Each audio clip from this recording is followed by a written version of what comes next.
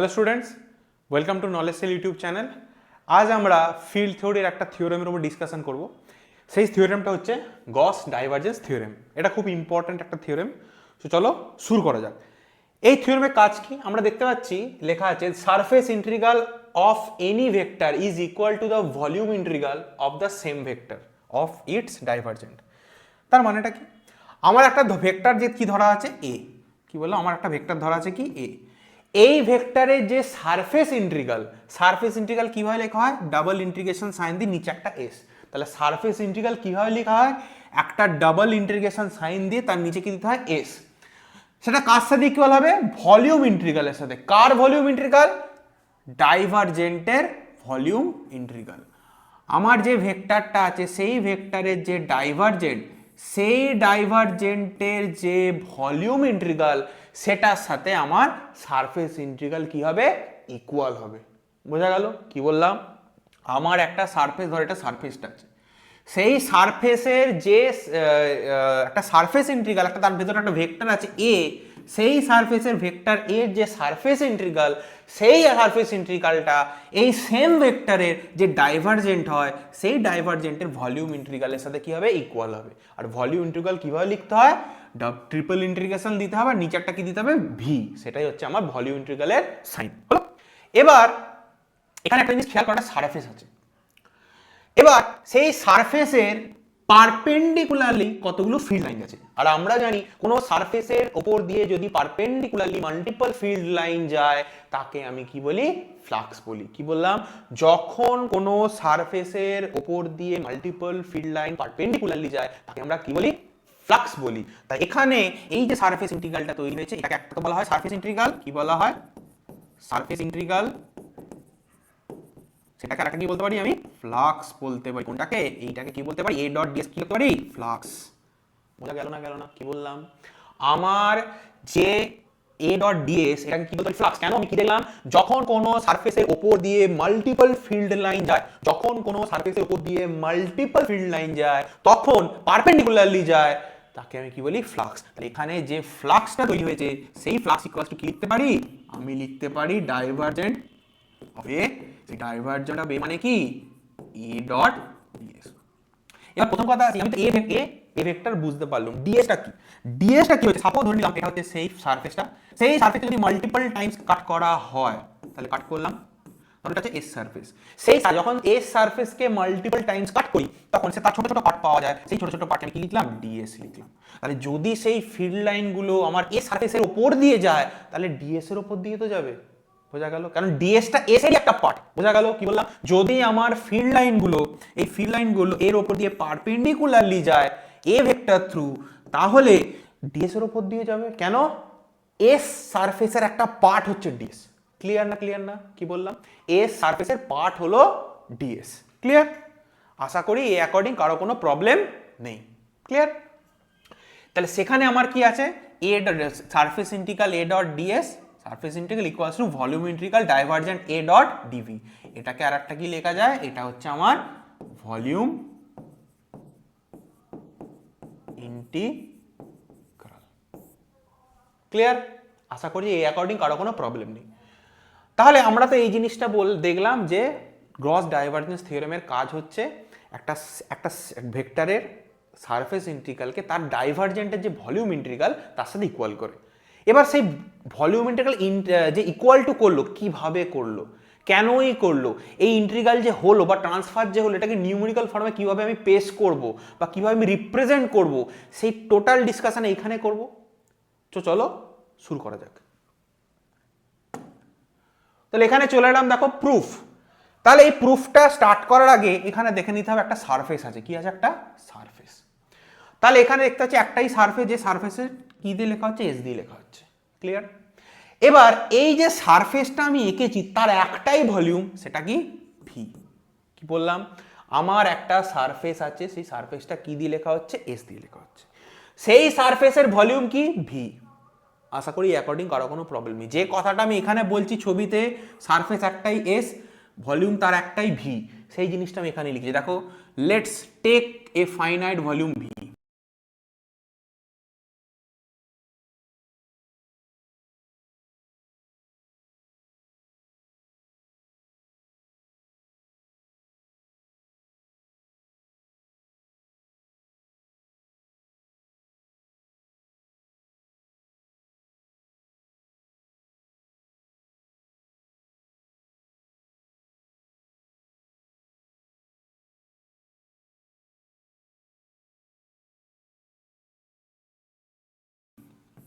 Which is covered with one surface S. তাহলে একটাই surface নেব যার ভলিউম কি ভি। আশা করি অ্যাকর্ডিং কারো কোনো প্রবলেম নেই। এবার যদি আমার একটাই সারফেস হয়, একটাই তার ভলিউম হয়, তাহলে আমি the flux through this surface কি হবে, phi equals to surface integral A dot DS.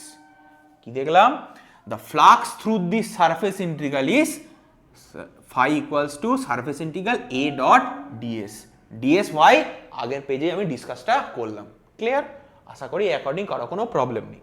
এবার আমি কোনো কারণবশত, কোনো দরকারবশত আমি কি করলাম, এই যে সারফেসটাকে কি করলাম, টু পার্টসে ডিভাইড করলাম। দেখো লেখা আছে dividing the volume into two parts. আমি এই যে সারফেসটাকে আছে, সেই সারফেসটাকে আমি টু পার্টসে ভাগ করলাম। যদি এই টোটাল এস সারফেসকে আমি টু পার্টসে ডিভাইড করি, কটা পার্টসে ডিভাইড করব, টু পার্টসে ডিভাইড করি, তাহলে এখানে সারফেস কটা তৈরি হলো, দুটো তৈরি হলো। কি বললাম, আমার যে সারফেসটা আছে সেই সারফেসটাকে আমি কটা পার্টে ভাগ করলাম, সেই সারফেসটাকে আমি দুটো পার্টে ভাগ করলাম। একটা দিলাম নাম কি S1 আর একটা নাম দিলাম S2। তাহলে কটা সারফেস হলো, দুটো, S1 অ্যান্ড S2। তাহলে যদি আমার সারফেসটা দুটো ভাগে ভাগ হয়, তাহলে ভলিউমটাও কি হবে, তার যে ভলিউমটা সেটাও আমার দুটো ভাগে ভাগ হবে। একটা হবে V1 আর একটা হবে V2। ক্লিয়ার? আশা করি অ্যাকর্ডিং কারো কোনো প্রবলেম নেই। তাহলে কি দেখলাম, আমার যে সারফেসটা আছে সেই সারফেসটা একটাই সারফেস, সেটা হচ্ছে এস সারফেস। তার ভলিউম কি আছে, তার ভলিউম আছে তোমার ভি ভলিউম। এবার আমি কি করছি, কোনো কারণবশত এই যে এস সারফেসটা আছে সেই এস সারফেসটাকে আমি টু পার্টসে ভাগ করলাম। কটা পার্টসে, টু পার্টসে ভাগ করলাম। তাহলে এর সারফেসটা কটা হলো, দুটো, একটা হচ্ছে S1 আর একটা হবে S2। তাহলে S1 এর ভলিউম কি V1, S2 এর ভলিউম কি V2। ক্লিয়ার না, ক্লিয়ার না? আশা করি অ্যাকর্ডিং কারো কোনো প্রবলেম নেই। তাহলে যদি আমার S1 আর V1 হয়, S2 আর V2 হয়, তাহলে যদি সারফেস দুটো হতে পারে, ফ্লাক্সও দুটো হবে। বিকজ সারফেস চেঞ্জ, তাহলে ফ্লাক্সও চেঞ্জ। তাহলে দেখো কি লিখতে পাচ্ছি, total flux phi equals to φ1 plus φ2। তাহলে φ1 এর জন্য কি লিখবো, surface integral S1 a dot ds1 আর plus surface integral S2 a dot ds2। Because কটা সারফেস, দুটো, দুটো সারফেসের জন্য কটা ভলিউম, দুটো, V1 V2। আর সেই দুটো সারফেসের জন্য ফ্লাক্স কত, φ1 φ2। টোটাল কত হবে, φ1 প্লাস φ2। এটা হলো তার ফর্মুলা। ক্লিয়ার? আশা করি এই অ্যাকর্ডিং কারো কোনো প্রবলেম নেই। চলো এবার চলে যাই নেক্সট পেজে। এবার আগের পেজে আমি করলাম কি, সারফেসটাকে টু পার্টসে ভাগ করলাম। ক পার্টসে, টু পার্টসে। এবার এখানে কি করব, আমার সারফেসটাকে মাল্টিপল পার্টসে ভাগ করব। সারফেসটাকে কি করব, মাল্টিপল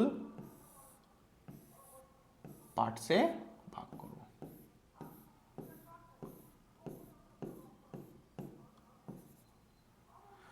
এবার সারফেসটা কি করে, we divide into n parts. আমি কটা পার্টসে ভাগ করছি, n নাম্বার অফ পার্টসে ভাগ করছি।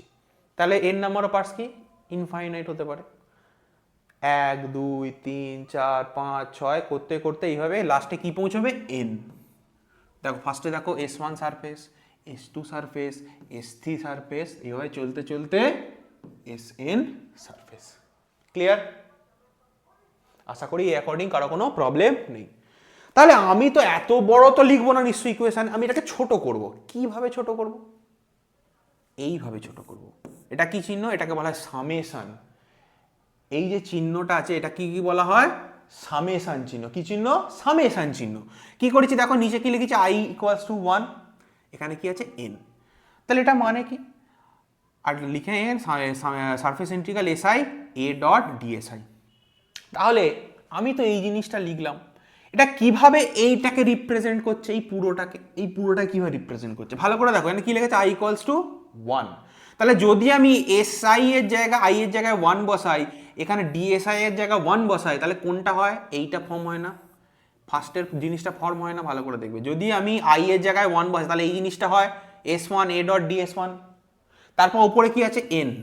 ও n মানে কি, এইভাবে 1 2 3 4 চলতে লাস্টে কি আছে, Sn dsn।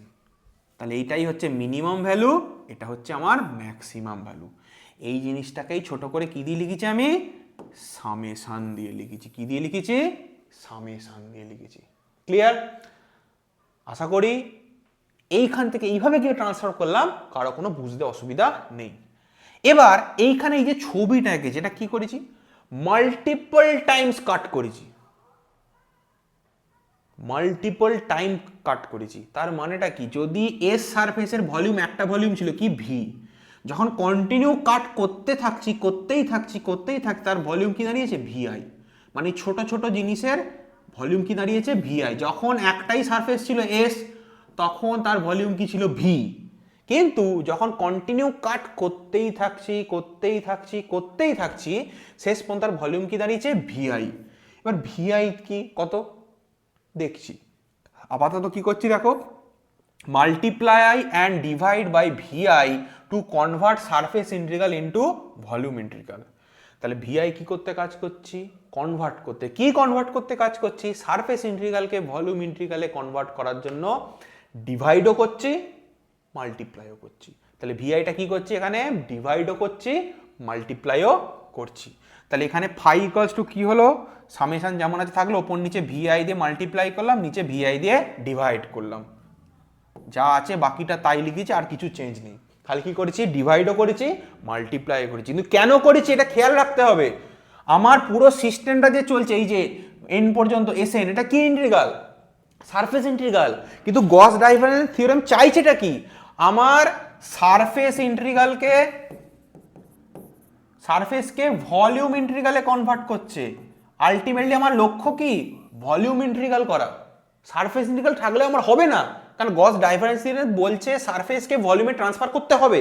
কিন্তু সেই ট্রান্সফারটা করতে গেলে আমার কি করতে হবে, ভিআই দিয়ে কি করতে হবে, ডিভাইডও করতে হবে মাল্টিপ্লাইও করতে হবে। এটা গেল। তাহলে পরের পেজে যাই। তা যেখানে এই যে জিনিসটা পরের পেজে আবার আমি রিপিট করে লিখেছি, দেখবে একই জিনিস রিপিট করে লিখেছি। কেন লিখেছি, বুঝতে সুবিধার জন্য, আবার বারবার উল্টে দেখবো, ওই জন্য বোঝার সুবিধার জন্য আমি করেছি। তাহলে দেখো ওখানে কি, if N tends to infinity, if N tends to infinity, what is mean, এর মানেটা কি হচ্ছে, কন্টিনিউ কাট করলাম,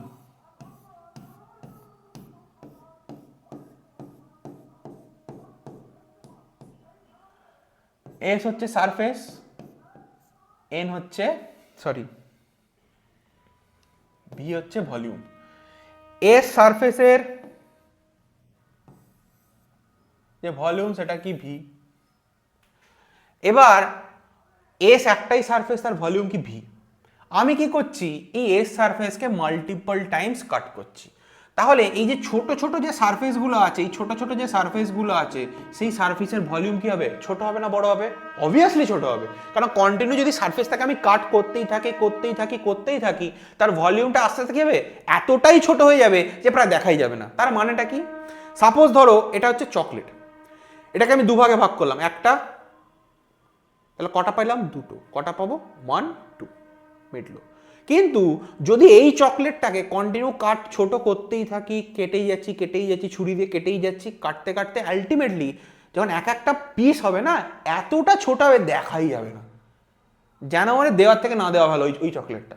তার মানেটা কি, তার মানেটা হচ্ছে ওই যে ছোট্ট যে পার্টটা হলো না চকলেটের, সেটা এতটা ছোট হয়ে গেল যে তার দেখাই যাচ্ছে না। মানে কি, the volume there, the last volume of the new surface is close to zero,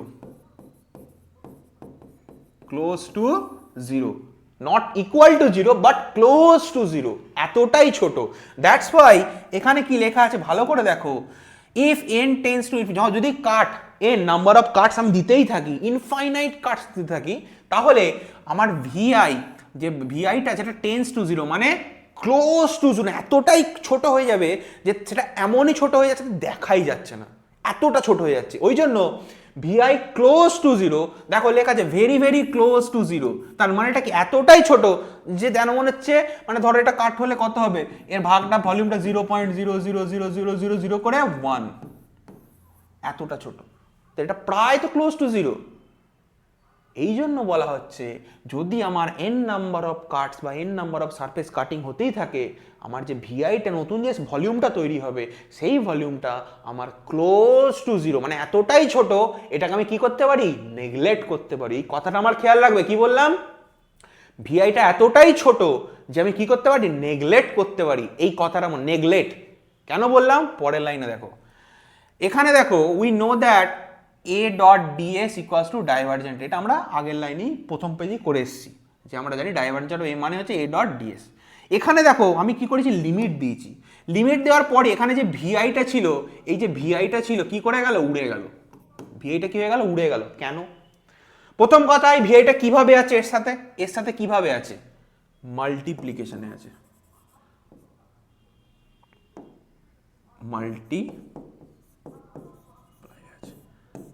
multiply আছে।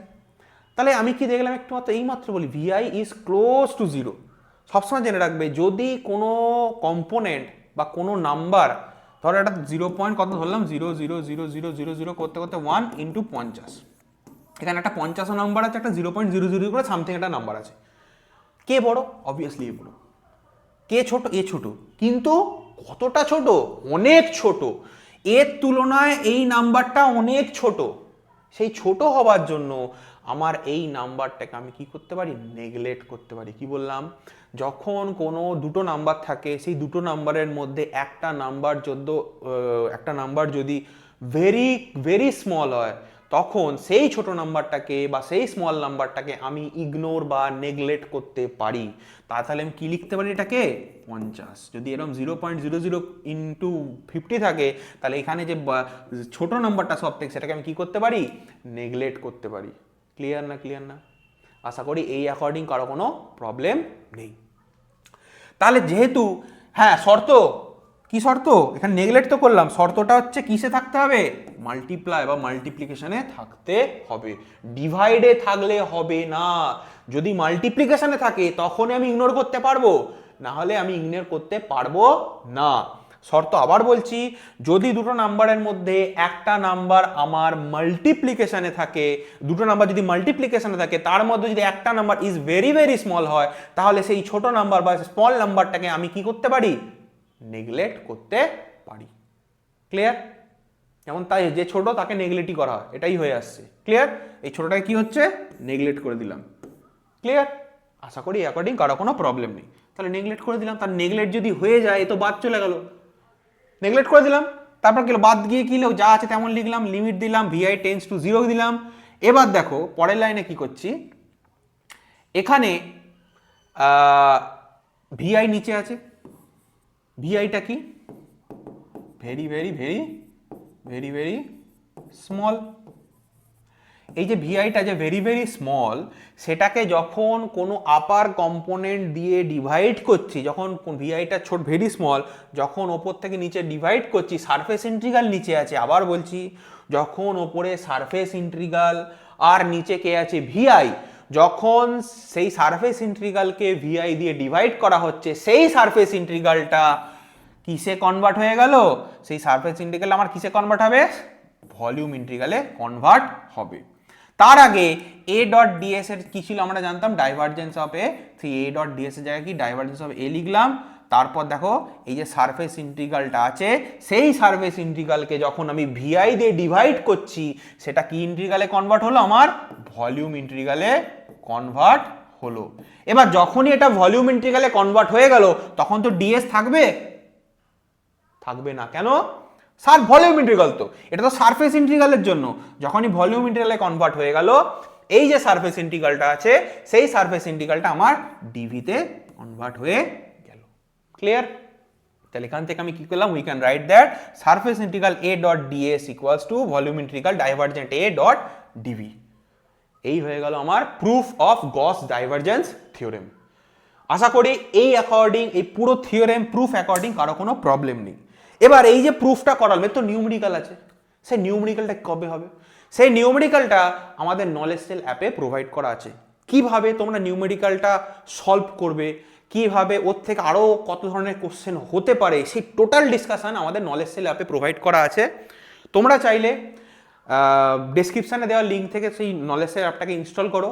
আর সেই নলেজ সেল অ্যাপটাকে ইনস্টল করে তোমরা অবশ্যই সাবস্ক্রাইব করে আরও আপডেট জানতে, তোমাদের সেমিস্টার অ্যাকর্ডিং আরও কী কী ধরনের ক্লাস, আমাদের অনেক ফিল্ড থিওরি অনেক ক্লাস প্রোভাইড করা আছে, ফার্স্ট থেকে বেসিক টু অ্যাডভান্স সমস্ত ক্লাসই আমাদের প্রোভাইড করা আছে।